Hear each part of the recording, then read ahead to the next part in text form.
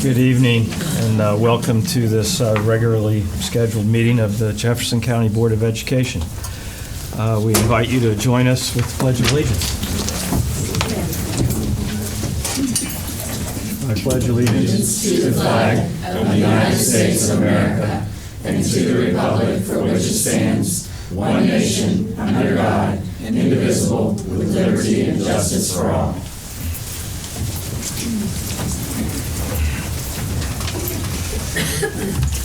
Thank you.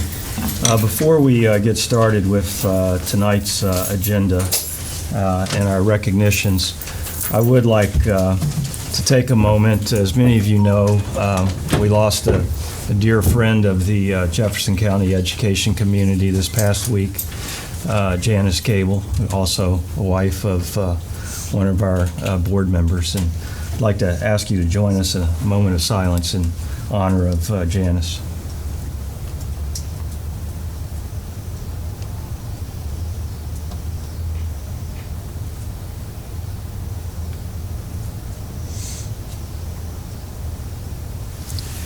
Thank you. Madam Superintendent, we have recognitions. We do, sir. We do. We have a group here from Washington High School with the West Virginia Thespian Award winners and their principal, Miss Marcus. I believe actually that. Martha Lappin. You have this. I was like, the last time I saw them, they were in your hands. I was thinking, So, if you would like to give folks some information about exactly what they did to win this award, which you will do far better than my meager 2 sentences here. Good evening. Every year, high school students from around the state come to West Virginia Thespian State Festival, in which they perform and are adjudicated in one-acts and individual events, which include musical solos, musical duets, and monologues, and a range of technical projects. These individual students who were here performed exceedingly well, but I'd also like to add that both high schools, Jefferson and Washington, received 2 of the 5 outstanding one-act awards for the festival, of which we're really proud of in the Jefferson County. One of the students who could not be with us this evening, as he's on a mission trip to Alaska, received a supporting actor award for the whole festival. So I'd like to remind, just to bring up his name, is James Brooks, is having done really well. 2 of the students that are with us tonight both participated in the musical solo events. Both received all superior ratings, which meant they qualified to perform and be adjudicated in the International Thespian Festival, which one did with me earlier this summer. And that's Maddie Barnes. Come on up. And the other, stay up there. And the other is E.B. Busher. E.B. couldn't travel to Lincoln with us. And then the third student who's here tonight, Molly Klingen, received a first place in her set design project at the State Festival.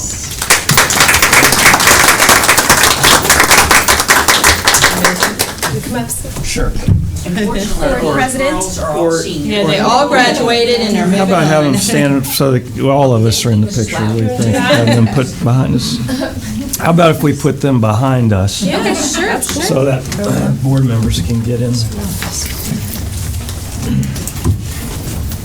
And I've had the pleasure of listening to one of these young ladies in church, and she does have a beautiful voice. All right, ready? 1, 2, 3. Gonna do one more. How about you guys just scoot a little bit this way? Ready? 1, 2, 3. Great. Great. Congratulations. Congratulations. Thank you. Now we'll see you in the Contemporary Arts Festival in Shepherdstown in a year or 2, right? Thank you very much. And thank you for going out of your way to make sure you honor Jefferson High School students as well. It's very thoughtful of you. We're not. And good precedent. How long have you been with the program here? I've been with them since Washington opened, so 7 years. I've taught in the county for over 25 great. years at this point. Well, we have such an outstanding thespian program here. Thank you. I do believe we do at both schools. Yes, and it's, thank you all for bringing forward some recognition tonight. I think that it's been, unfortunately, a well-kept secret, so we need to promote this great extracurricular activity that we have. So thanks for your commitment. We have a presentation on the bus facility. Bus facility. Mr. Mingus. Thank you all for having us, and we want to start. We have been working the last 2, 3, 4 years working toward the bus facility. We're coming to the end, and it's coming real fast, and everything's going really, really well. The bus facility will do some great things for us. We want to go over a couple of those things before we get to the meat of what we're talking about. But some of the things that I thought was just amazing when we looked at some of the numbers as we're building it. The old bus garage that we have today is only 5,000 square feet. The new bus garage, in counting the offices in the, above, is 52,240 square feet. So you're talking 10 times plus larger. The total office space at the bus garage we have today is 768 square feet, which is about the same as any classroom, just one classroom. All the offices, all the people they have in there, just equal to one classroom. When our new office space, like I said, including the upstairs, will be 8,520 square feet, which is 11 classrooms. So it's a lot bigger, and it's a lot more, and it's better in all ways. It's hard to believe these people have worked in the situation they have. You know, the one bathroom, one. The total number of bays we have right now are 3.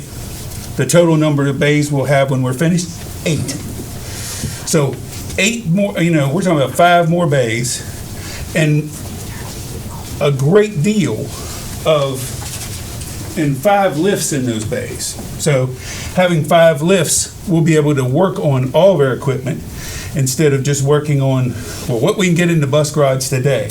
And if you got something in there today that you got to flip the lid on, you at that point have to leave it there, and then we can't get but 2 buses in. It's really not a good situation. And if you got 2 or 3 like that, then you get no buses in. Loading docks. That's something we really need in this county, because if you get a big truckload of something, it's hard to get off without a loading dock. Well, out there, right now, we have 0 loading docks at the old bus garage. And at the new bus garage, we'll have 2 really nice movable loading docks that were already there, but they did come with the system. The real meat of the bus garage, the square feet for bus repair. We only have 2,688 square feet in the old bus garage. The old bus garage, again, we were saying it's only 5,000 square feet total. In the new bus garage, we have 14,000 square feet just for the mechanics area, with buses and all the things that will go on with repair. The parts room, where we used to have parts, we only had 570 square feet. But the new parts room has 2,800 square feet of parts. We have a great deal of parts. When we took the building over, we kept all the shelves that were already there. We'll be reusing every one of those shelves in some way in the school system. Now, we may not have them all at the bus garage because it's that many of them. It was a massive amount as we went through. So, all good though. The detail area, which I didn't add on here, but the detail area for the bus garage is almost as large as the old bus garage. It's over 4,000 square feet just for the detail area in the back. where you can put 2 buses at the same time to clean them out. In case, say, it was the middle of a winter time and some child got sick. We might actually have a place to do that in a nice, safe, clean area without everybody getting hurt. Cross-functionality capability in the future. There is a huge room out there. Today, we had to be at Priestfield. Now, it's a wonderful place, beautiful. But we don't have any place in the school system to put a great deal of people to have a training room. There's a possibility of a training room out there. The only training room I counted was this one. This one's 768 square feet. The new one that's just sitting there and we can profit from it in the future, 2,500 square feet. So you're talking about a lot bigger room, a lot more people, and for the transportation department will be wonderful because we really have a problem when you're trying to get all the bus drivers in one place at one time. Remember, we have over 100 buses, plus we have bus aides and all those kind of things. Dry food storage. Again, cross-functionality. Right now in dry food storage, we only have 529 feet of storage. And it's over at the maintenance garage, which is a nice building, and it worked out really well for what we've used it for. It's a whole lot better than the freezer container we used to use. And it was not really appropriate when we were using that. It wasn't a freezer, it was just the container we were putting dry food in. And that's been quite a few years ago, probably 8 or 9. But today, it would be 2,880 square feet. Remembering that we can buy food from the USDA at a reduced amount. And by buying that food, very, very good food, most of the cans say Libby's, by the way, comes into us, and we can save so much money with those kind of things. Central refrigeration, which is the freezer we talked about before. When we get it together and it all works, we will be able to do 10 times more than what refrigeration we have at maintenance today. So we'll be able to keep 10 times more food in at a lower cost, again saving us all money, which is a good thing. The next thing, we also will have room. These are things that are not in there yet, but we can just start to decide whether they work for us in the future. There's there's area for 4 classrooms that we could possibly have out there, 3,000 square feet. Right now, we don't have those classrooms or that area, and it could be for adult education. It could be for one of the other uses that we might have, some staff development rooms. And then a book area. And today, we do have a trailer, and it is larger than the room we have out there that we could turn into a book area real quick. But it's also over at Charlestown Middle School, and it's sitting in one of those trailers that the only way to get to it is through the yard. And when it snows or when it's muddy, it's not really a good place to be. And so there we move on. Some of the updates of what we're doing. We got some change orders coming. We don't have them for you tonight. We have prices for you tonight and things we've worked from there. Change orders all come as a AIA document. And when you all get them, they're always an AIA document written up by the architect. We, Russ and the team, work to make sure that they are the lowest amount and correct, before you get them. And we always try to work through them.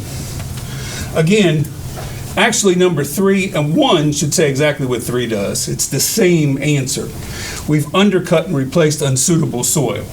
And that's what most of the changes to the site are. Where you went out, when you dug down, we got rid of we took all the rock out of the possibility. And as we took the rock out of the possibility, these are still spots that were unsuitable soil. You can't build on them, or you're going to get a big sinkhole, or you're going to get, it's going to fall apart in the future. And we don't want that unsuitable soil. And that would be 1, 3, 4, no, not 4. Yeah, 4 and 8. All of those, and those are the reasons for those.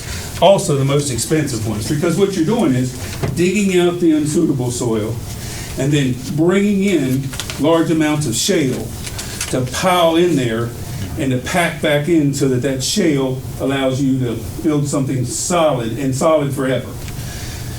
Once we put the topping on this, and that will probably be in the next 2 weeks at least, probably we'll have blacktop out there that fast, because it's already got gravel on it. You can see my picture of the gravel.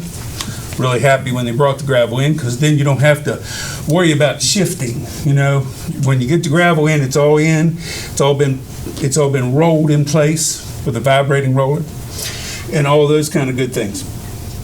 Some of the other ones, though, the berm we've discussed with the board, and we've discussed with the development authority. The berm would have been a whole lot more money than that, but what we ended up doing was trade off some things. Like, as we brought the berm in, we lost a little bit of asphalt, we lost a little bit of concrete. Well, we got our money back on those at the rate in which they would have charged us for them. So we worked through those. Again, we fence. Because the berm came in a little bit, we had less fence. So since we had less fence, we got a $5,000 money back from the fence. The other things, broken lateral. The broken lateral was broken before we bought the building. So as we got to the lateral, it was broken.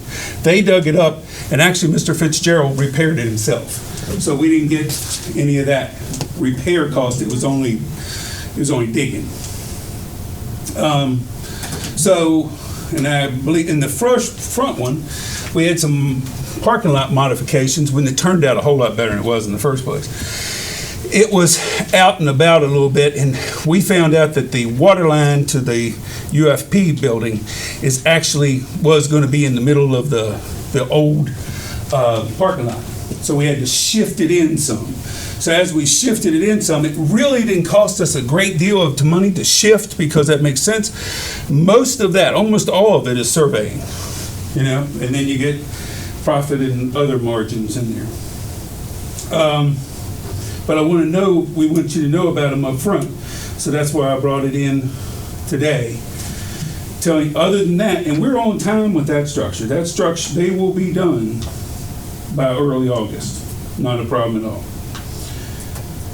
However, the maintenance building itself probably will not be done in early August. It'll be September. Now, we talked about that a little bit earlier. The foundation work with the lifts, they changed the specs on the lift after we did the job. And it was a federal change that they needed more room in the hole, because if that hole was to cave in, it would kill somebody very quickly. So they had to expect, while they're working down in there, they need that extra room. And that extra room cost $32,000. Now, the only thing is, this is a not to exceed price, because we told them we'd only pay time and material. We wouldn't pay any, you can't just guess what it's going to be. We're going to only pay time and material for that. There will be some firewall changes, and the firewall changes will happen because once the fire marshal got out there, he determined that the other sections, the sections behind the mechanics area, was a different usage, and being a different usage, we had to add firewalls. Now, I know we have spent an entire day at least 8 hours just discussing where the firewalls are going, because we were trying to do it the safest and best thing at the lowest cost. And we kept thinking, okay, so where's the least amount, yet at the same time making it the safest and best? Because remember, when this building was built, they didn't make them go all the way to the roof with the sheetrock. They only went up to the top, up to the insulation. We now have to cut the insulation and go all the way up to the roof. We have to also spray in there with some fire smoke type areas. And Dr. Gibson was with us the last time we discussed this somewhat, and she knows we went over and over and over trying to figure out what's best and what worked with us. Some of the monitoring and oversight of the project, there was a question, and we wanted to make sure you understood. Myself, I'm there every day. I'm there on the weekends a lot of times. I think I live there sometimes. But that's really how all these jobs have been. Like anybody that's been there with me for any of the other builds that we've had, it was almost like giving away a child or something. You know, I was like, you know, when Kelly got Griswood, it was like, here it is, it's yours, but you know, it's really harder. It's hard to do, to give up. Clerk of the Works, Russ, is there every day, and he's checking on things and understands the real workings of everything, and many suggestions, and many times. There's actually 3 more change orders that Russ said, I'll just do them myself. Because what we're paying him, he said, I'm going to be here anyway, I can make those changes for free. Or the cost of the wire. So, pretty well free. Chris Carter has been out there with us every time when we have a meeting. Wasn't at the last meeting, he was on vacation, but other than that, he's been there with us. The architects are there, Mr. Lip and Bruce Davis, both certified architects, and they're there with us all the time. We have meetings bi-weekly, every other week, with the contractor, McGinney's. But you remember, it's a general, so you don't. He handles all the other subs, and they're all the other trades. Hillis Carnes also is the engineers we have on site, and we had them, we looked through all of them with engineers, went out and checked the lowest cost engineer that we had a preferred list, that we had on the list, and they came in the lowest cost per hour. Is that the way you do that? You want to go into that? What they do for us is they do nuclear density testing on the materials that determine the need for undercut, which was pretty obvious. On all those areas that he mentioned that were change orders were where the previous contractors had piled the topsoil that they scuffed off when they built the buildings. And of course, unless we had test bored every square foot of the site, we never would have known where they buried it until they're getting into it now. So that there was in some places 4 and 5 feet of topsoil buried that you can't put a parking lot on or it'll pump and disintegrate. That's also why the berm is so high. Because whenever they found some more, I told them to put it in the berm. Make that berm higher. So that's what we did. We just kept putting it in the berm. They also do compression testing on specific random samples of concrete to make sure they meet the compression tests that are specified by the structural engineer, which is kind of important when we're setting lifts and people are standing under them for safety reasons. Yeah. Any questions? Thank you, Ralph. Questions from the board?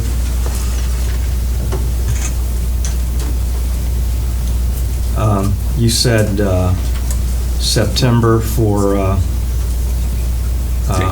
I'll say the end of September. for completion of the building. Right. And we're going to have a plan, and we're going to have to work that plan with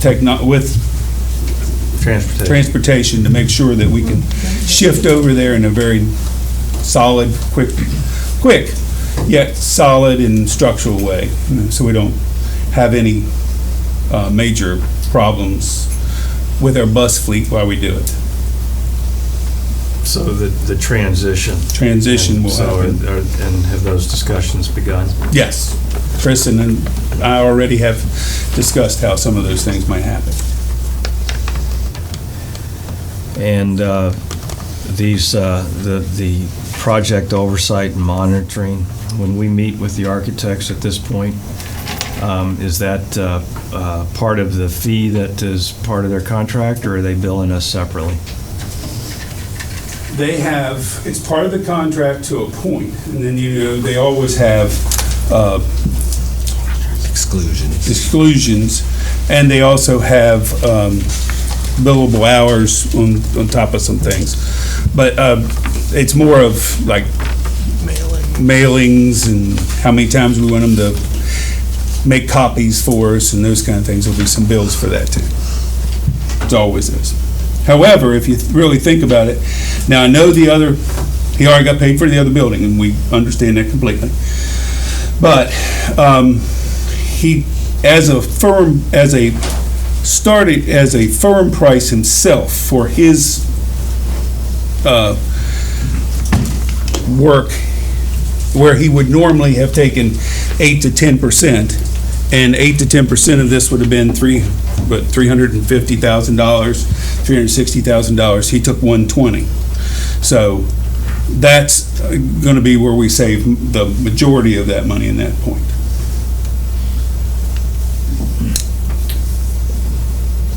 I would be interested in seeing a review of the contract and what it says about, whether meeting with them on site now is considered part of that fee that he's agreed to, or is it an add-on? I will check it and make sure that we bring it back to you. Thank you. Other questions? Do we have any idea what the firewall changes might be? We have an idea. We cannot guarantee anything at this point because we still haven't decided which one we're going to do. We have to decide which firewall change we're going to make. And actually, we have a meeting tomorrow morning. We'll probably be discussing the firewall change and exactly which one we're going to do at that point. We are doing the one that's the least costly. At the suggestion of the superintendent, we're bringing pricing for all of the options. There's more consideration than just the dollar and cents. We don't want to be limited to what you can do with the building in the future. So there's going to have to be some kind of a rubric set up to decide where we actually go with it. So we'll get an update on that. Yep. Thanks. Ms. Young? Yes, when are you going to get the mechanics in on this, at least the head mechanic, on how that he would like to have pretty much the thing set up for the mechanics, the little detailing? The detail. When Yeah, a lot of the things that we're going to use, we're going to bring from the right. Original bus garage, and those things we'll have to have a plan for that. Chris and I discussed the fact that we'd have to have a plan, and we're going to work through those things. I've also talked to Mr. Buzzard, and we've discussed how we're going to go through some of these things, but we've done it the last couple of weeks, so we would get there as quickly as possible. Everybody happy and everything they have. But I think if I understand you correctly, Ms. Young, part of what your question was if you have this new space and all of these opportunities, and the people who need to work in that space every day need to be an integral part of planning out how the workflow will go so that we get it right the first time. Do I understand you correctly? That already occurred in the construction of the building. But still, to her point, We've had buildings built before, and not to point anything out, but most of our cooks are women, and you have a man building a kitchen, and you can see that you ran around a couple of times before you decided where to put things. It's a very important point that I mean, I'm just trying to. Obviously, it would definitely need to be part of the We had transition Maintenance plan. Direct, which is a company that does nothing but that, work on this project and laid it out for us. And that's why Maintenance Direct was paid by the architects to do that. Any other questions? Thank you, Ralph. You're welcome. Madam Superintendent, any further comments from you, Lisa? Actually, just two real quick ones. Number one, I would like to publicly recognize and thank the staff who helped prepare for Paige Jackson. day. They celebrated the 50th anniversary of the last graduating class of Paige Jackson out of this building on Saturday, and a great many staff went above and beyond in terms of helping prepare, make sure the facilities looked great, and honoring and welcoming our guests into a place that has a great deal of personal meaning for them. And they were quite kind in their remarks, and many people came up to me and said how gratifying it was that Jefferson County honors its past as excited as it is about its future. So that was a big positive, and the staff just did an outstanding job. And the other one was today was the first day of our principal retreat for beginning a new school year with a lot of law changes and new assessment changes, and talking about what our expectations are, both for ourselves and for engaging the Jefferson County community about what their expectations are. So it's been a very positive start, so thank you. And does that continue tomorrow? Or Yes, sir, it does. Yes. Good, great. And to his point, it's at Priest Field because there is not a single space large enough here for all of the principals and to meet in one space, principals and assistant principals. Thank you.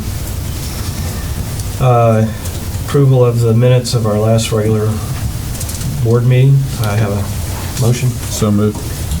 Second. Any questions, revisions? If not, all in favor say aye. Aye. Opposed? Ayes have it. Thank you. Citizens' comments. I believe we have two who've signed up this evening. Robin Rhodes.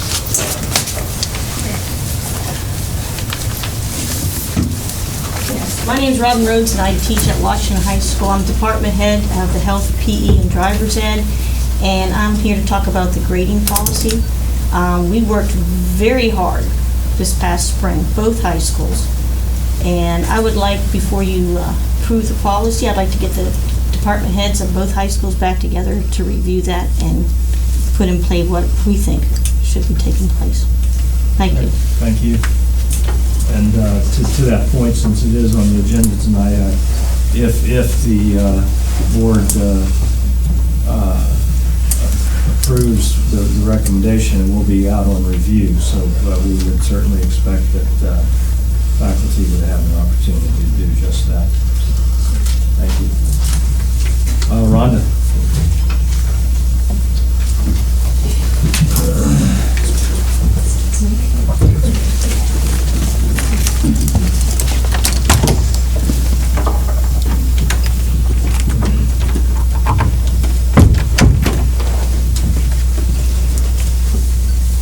Good evening, members of the board, Dr. Gibson. Thank you for the opportunity to speak this evening.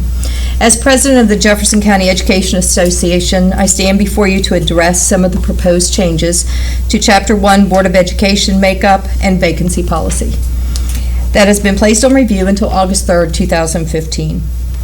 The first section I would like to address is Section 1-3, Membership of the Board of Education, and specifically the third paragraph referencing non-voting liaisons to the Board of Education.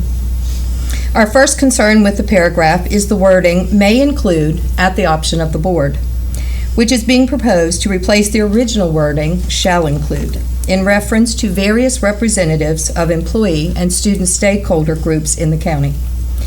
The new wording "may include" at the option of the board implies that not only all groups may be excluded, but also that some may be excluded while others are included.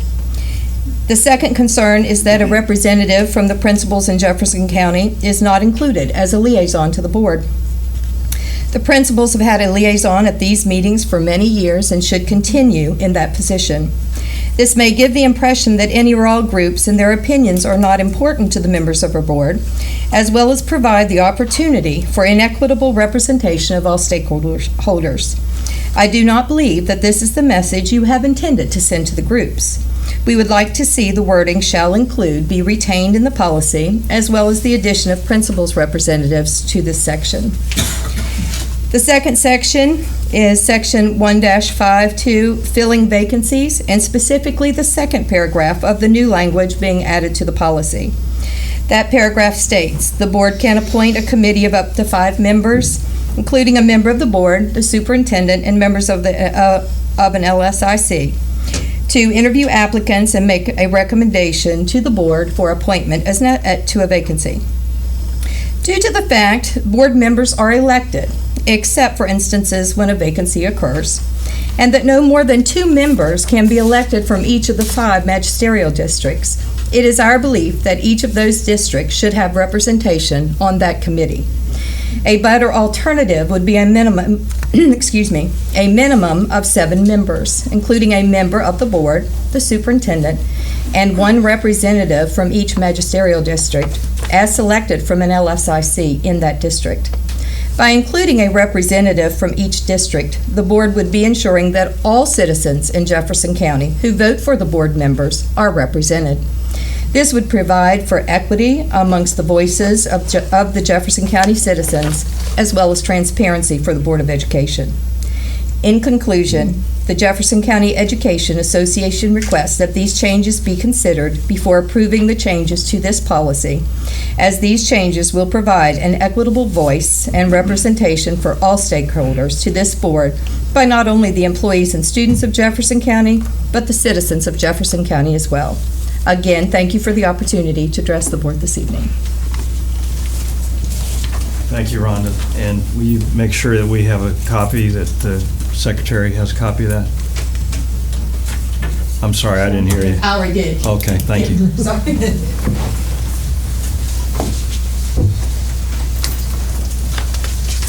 Okay, consent agenda. Yes, sir. The first portion of the consent agenda with Human Resources, I have 2 changes to note to the board. The first and foremost is number 10.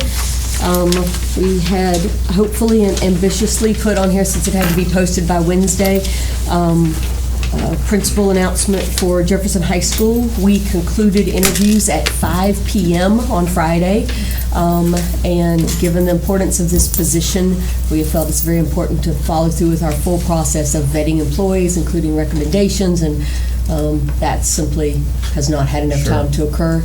As we have said very clearly, publicly, and internally, it is most important to us that we fill this position correctly with someone who meets all of the needs that were expressed by the citizens, not just quickly.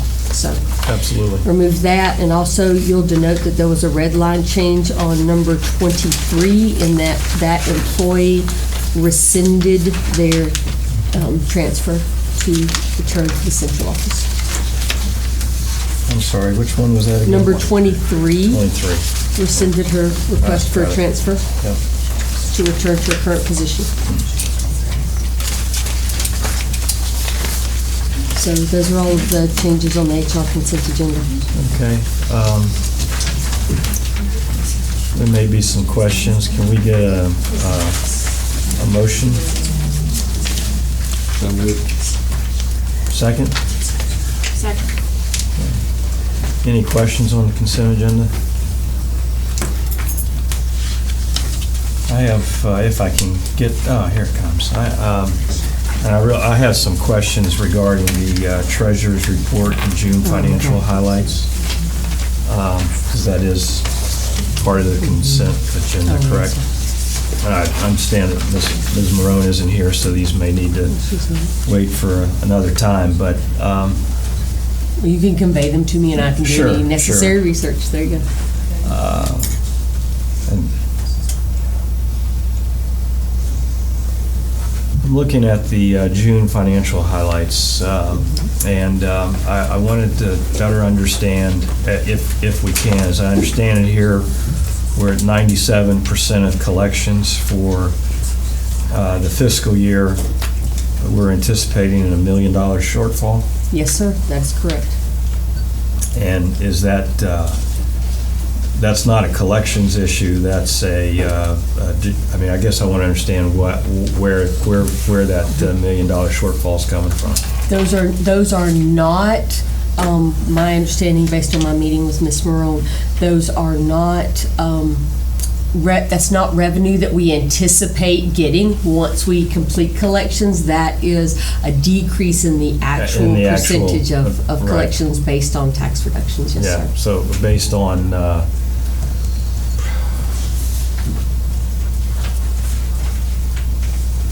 I guess, reduce decline in property values. Declining property Yeah. values, yes, sir. Yeah. And they have been in decline for some time. And we have based the next budget proposal on trend data off of that Yeah. declining revenue. Yes, sir. And then down under the salary and benefits piece on the, there was an analysis of the Affordable Health Care Act and that of new employees who are offered insurance, 5 accepted, and the estimated annual cost of $34,000 struck me as a little high, so I just wanted to better understand how we're projecting that cost. And certainly, I can research that. It could be that they all had families, or that they were head of households, or the rubric used to project that. We try to be as precise as possible, but I can bring that information back to the board.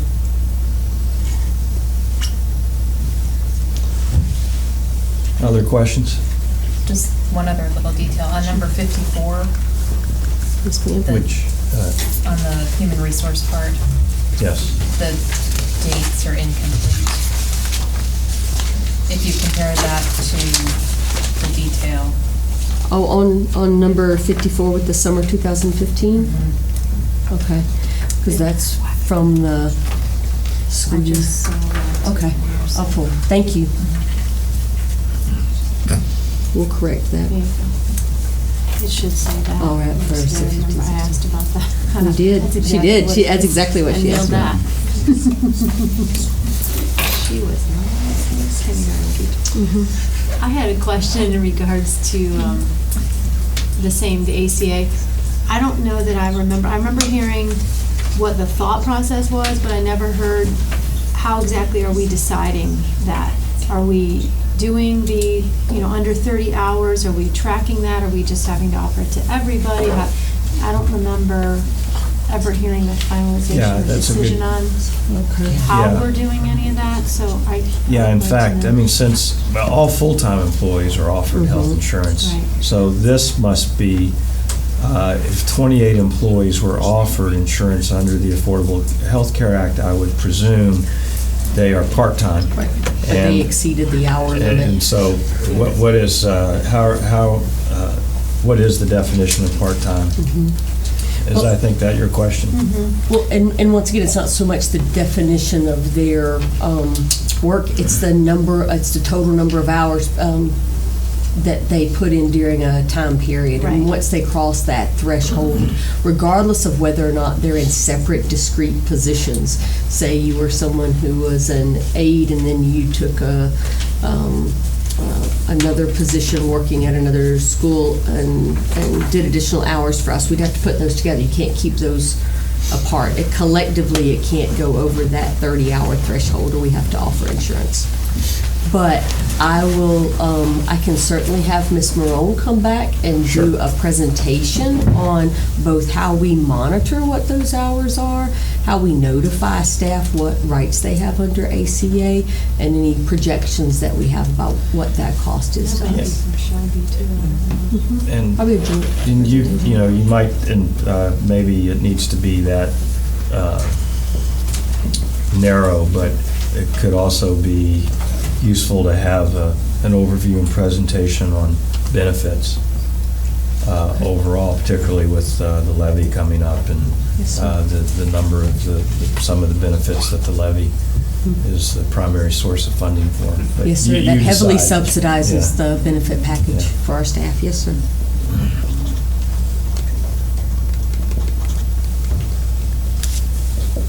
Other questions?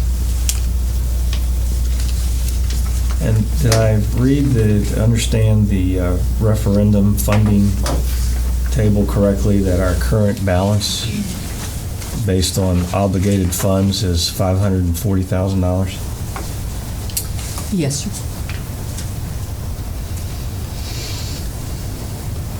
And that it would include the bond obligation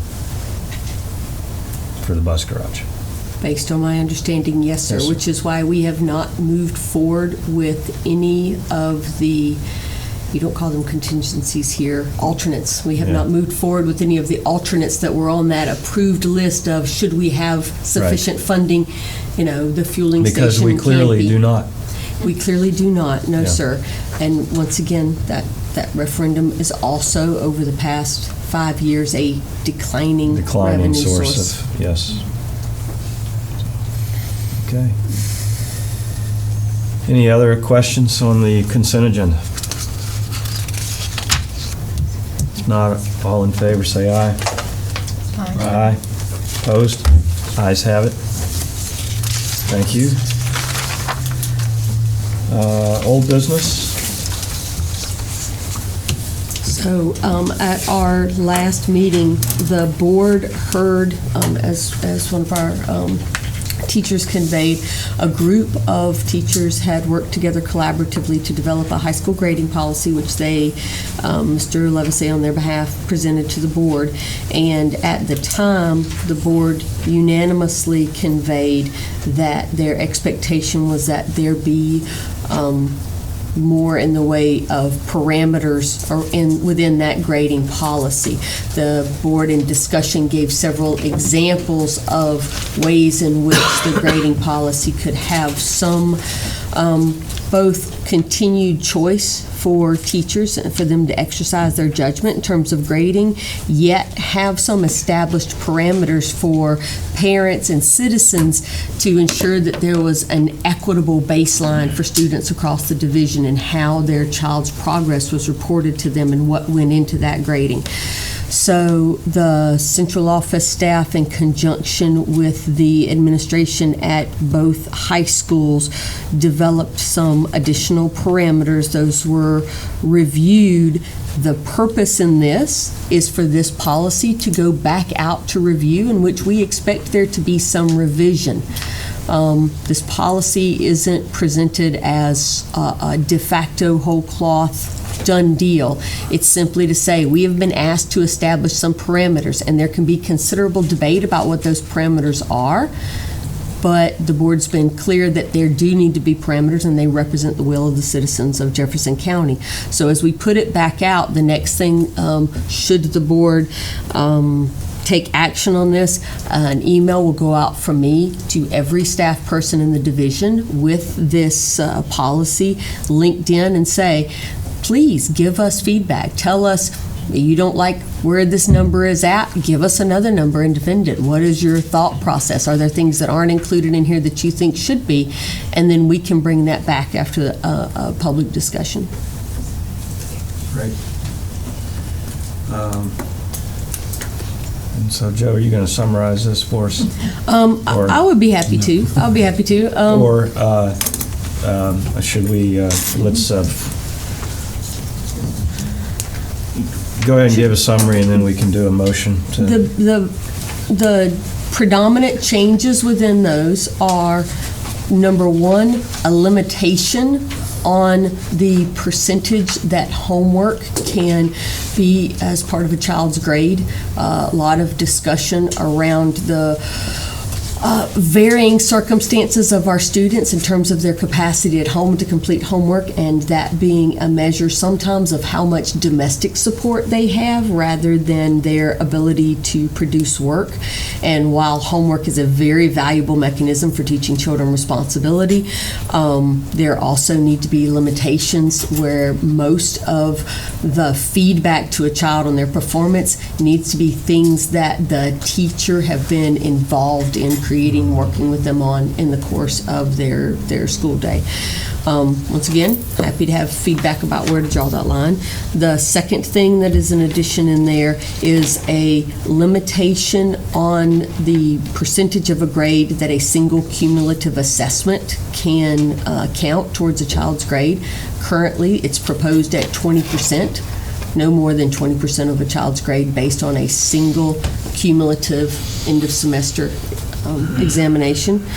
The other thing that is in there is a retest policy that basically says if one of Jefferson County students takes the initiative to come to their teacher after having failed an assessment and asks for an additional opportunity, that the teacher will give them a single additional opportunity of the teacher's choosing. It can be a test, it can be a portfolio, it can be a project, it can be a research paper, it can be a much harder test. That is at the discretion of the teacher. But that if a child takes the initiative because they have failed in some way, part of our responsibility in creating citizens is to teach them how to deal proactively with failure, because they all will at some point. And what we want them to learn is, yes, plan well, yes, you need to study, yes, you need to get it right the first time, but sometimes you don't. And when you don't, how you recover from that matters. You come back, you ask for another opportunity, you ask for help, we work through that with you. However, in order to keep it from being abused, a child who would takes the opportunity for a retest can't earn any higher than a 65 on the retest. So it is not an opportunity to necessarily, we don't want folks coming in and bombarding teachers with just opportunities to increase their grade. We want someone who has had a cataclysmic failure for that not to define them. So those are the major changes within that policy. Before we get to questions, entertain a motion for to place it on review. So moved. Second. Okay, thank you. Questions?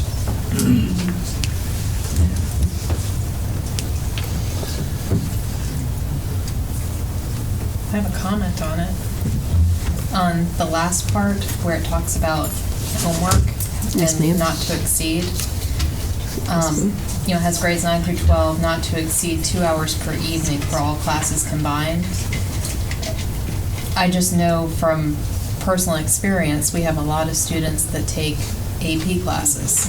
Now, an AP class is a college level class. It's going to require more than 20 minutes of homework a night. And the students that take those classes have an understanding of that and they sign on for that. But if we have this as policy, that kind of creates a policy that has to be broken. So I don't know if there's another way we can reword that, or, I don't think it's beneficial to have kids have 6 hours of homework a night. I mean, I don't think that that's the mission or the goal here. But I don't want to box ourselves into the point where we've created a policy and as of the first day of school, we're breaking it. Yes, ma'am. That's a good point. I think the collective discussion was, if I give an hour of homework a night, and you give an hour of homework a night, and you give an hour of homework a night, and we don't have some sort of collective responsibility towards that. But certainly 2 hours, it could be 4 hours, it can be 6 hours, or it cannot exist at all, and we can leave that to the judgment of the teachers in terms of time. That's something to hear back from public comment and make those revisions. But you are entirely correct in that AP courses and heavy AP loads are very, very time consuming. Yeah, I certainly hear what you're saying, and sounds like there is a move to be cognizant of what the overall workload is for the student, and to try to manage that in some way. I was, as I was reading through this and looking to see what some of the latest research, it is interesting that there was a study out of the Stanford Center for Education Policy just several months ago that basically they've done research of high-performing high schools and concluded that anything beyond 2 hours of homework is actually bad for the student. It's not good. I'm not, But I hear you though. But then, on the other hand, I want my kids to be prepared for all the homework they're going to get in college. But it's not just AP classes, because if you take, band is a class. It's not, extracurricular. But they have practice after school. Well, they might have practice for 2 hours. Is that considered 2 hours of homework? That's 2 hours of work outside of the classroom. There's just a lot of different. And I'm sure that we'll get some comments back to help address that, but like, for example, when you look at the 10% homework,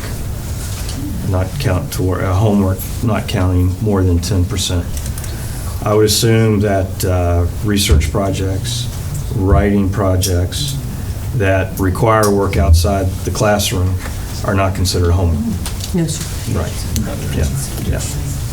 That's a good point. Thank you for clarifying. Other questions?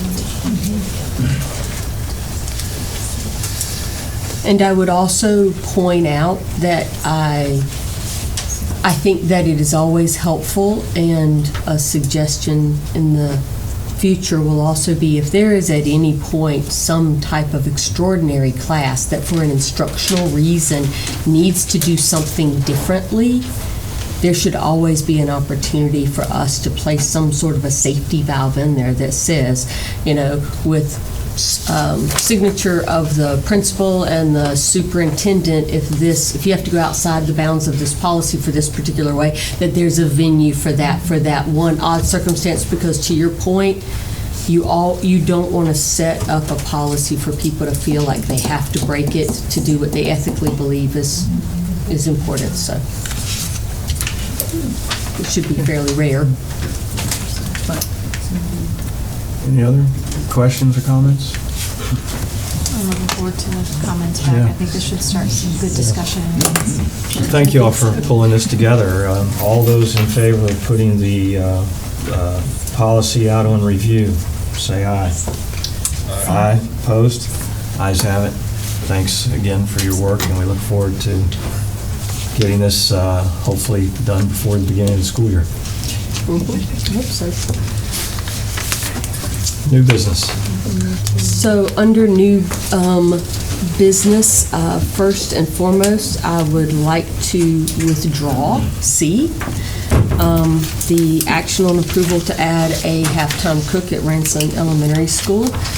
Having had extensive discussion with staff regarding some of the sacrifices that we are having to make instructionally, we are working through some of the vagaries of West Virginia employment code to help folks be flexible in being able to meet this need in other ways without us expending additional funds. I will bring it back to you if we are unsuccessful in doing that, but I want to give that every opportunity first and foremost. I think we'd like to give that every opportunity too. Yes, sir. Thank you. Did we remember to cross off number 1 on the consent agenda so we can't do this? No. So, for those of you who may not have heard that public comment, that was, did we remember to cross out number 1 so that Ms.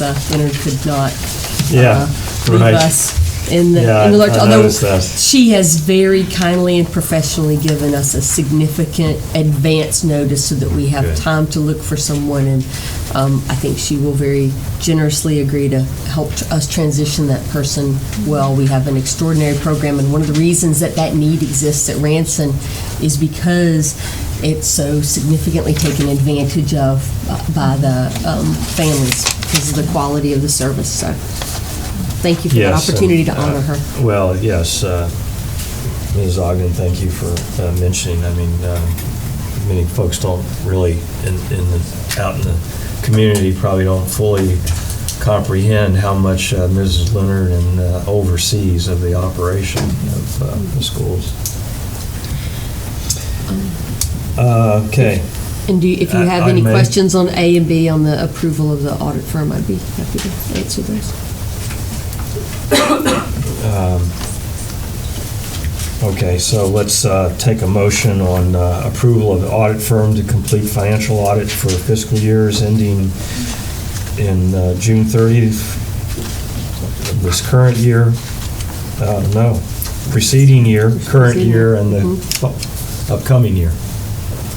Do we have a motion? So moved. Second? Second. Any questions? All in favor, say aye. Aye. Opposed? Ayes have it. B, motion to approve audit firm for individual schools ending this current year and the upcoming year. We have a motion. So moved.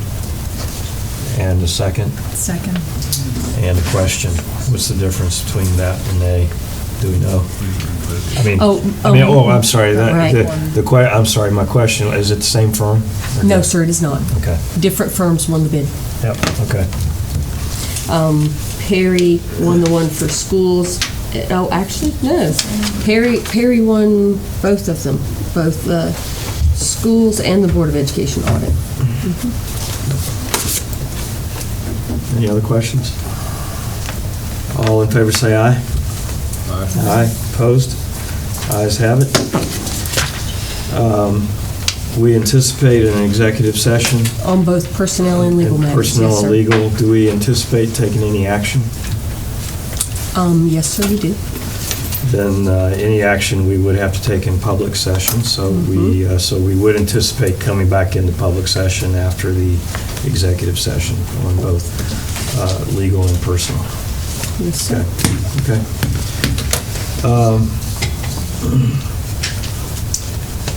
Before we go into executive session, any comments from the board?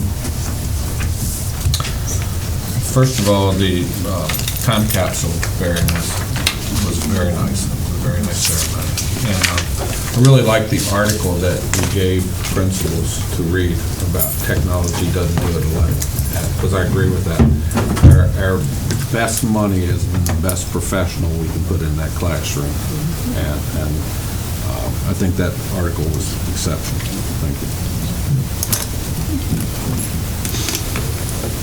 Anyone else? If not, I'll entertain a motion to go into executive session